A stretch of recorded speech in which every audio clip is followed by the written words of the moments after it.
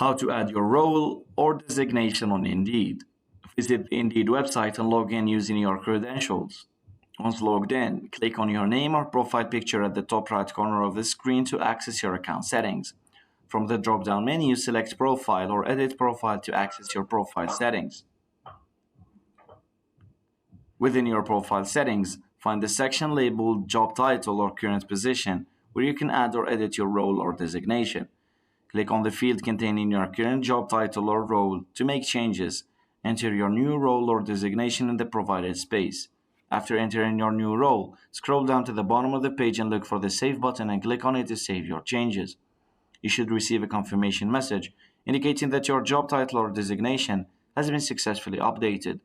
Then review your profile to check if the changes have been accurately reflected. By following these steps, you can easily add or update your role or designation on Indeed to ensure that your profile is up to date and accurately reflects your personal identity. Thanks for watching, and don't forget to subscribe.